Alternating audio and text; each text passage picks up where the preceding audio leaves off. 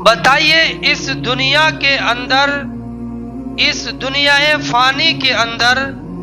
سب سے بہترین اور سب سے عزت والا انسان کون ہے؟ تو آج ہمارا جواب ہوگا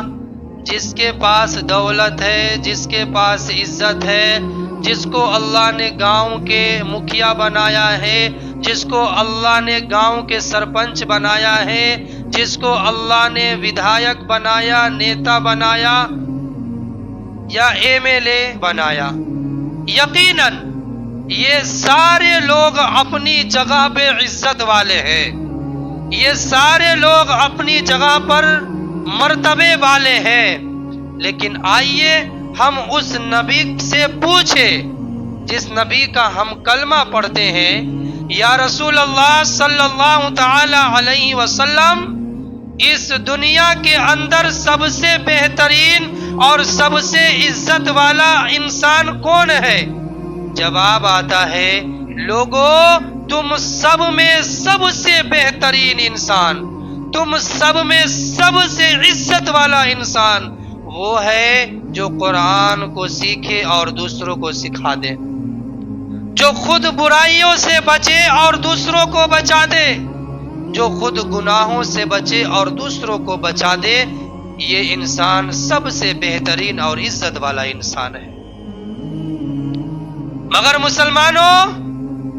آج ہم اپنا جائزہ لیں، ذرا غور کریں کہ اگر صبح میں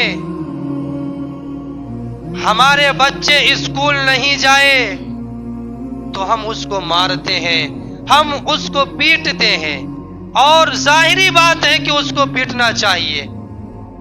مگر اگر ہمارے بچے صبح میں نماز نہیں پڑھے، قرآن نہیں پڑھے تو کوئی بات نہیں ہے۔ آج اگر ہمارے بچے انگلش بولے تو ہم خوش ہوتے ہیں، اور خوش ہونا بھی چاہیے، خوشی کی بات ہے۔ مگر ہمارے بچے صبح میں نماز نہیں پڑھے، قرآن نہیں پڑھے تو کوئی بات نہیں ہے۔ آج اگر ہمارے بچوں کو صبح میں اسکول جانا ہوتا ہے، کالج جانا ہوتا ہے، کوچنگ جانا ہوتا ہے، تو ماں کی آنکھیں بھی صبح روزانہ کھلتی ہے،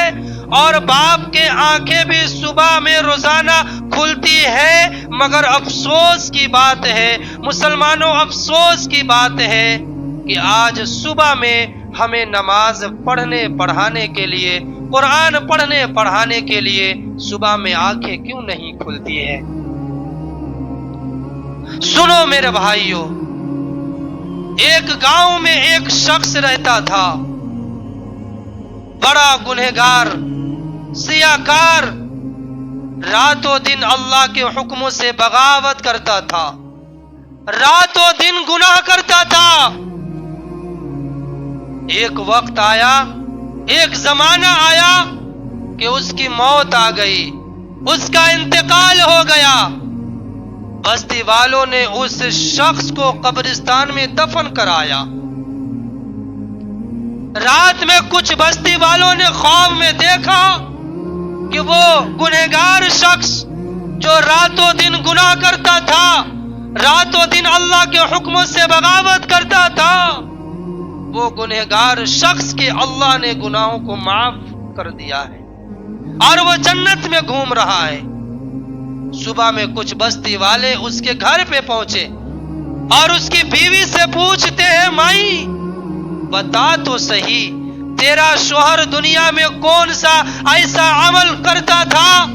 جس کے وجہ سے اللہ نے اس کے گناہوں کو معاف کر دیا ہے؟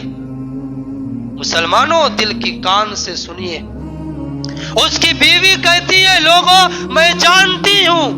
میں مانتی ہوں کہ میرا شوہر تھا گنہگار، میں جانتی ہوں کہ میرا شوہر راتوں دن اللہ کے حکموں سے بغاوت کرتا تھا، راتوں دن گناہ کرتا تھا، ہاں، مگر میرے شوہر کے پاس ایک عمل تھا کہ جب بھی صبح میں مسجد سے حی علی الصلاح کی آواز گونجتی جب بھی صبح میں مسجد سے حیا علی الفلاح کی آواز گونجتی تو میرا شوہر خود اٹھتا تھا اور اپنے بچوں کو بھی جگاتا اور اپنے بچوں سے کہتا تھا کہ میرے بچوں چلو ہم اس مالک کا نام لیتے ہیں، میرے بچوں چلو ہم اس مالک کا گن گاتے ہیں جو مالک ہمیں اتنے گناہ کرنے کے بعد بھی ہمیں روزی دے رہا ہے۔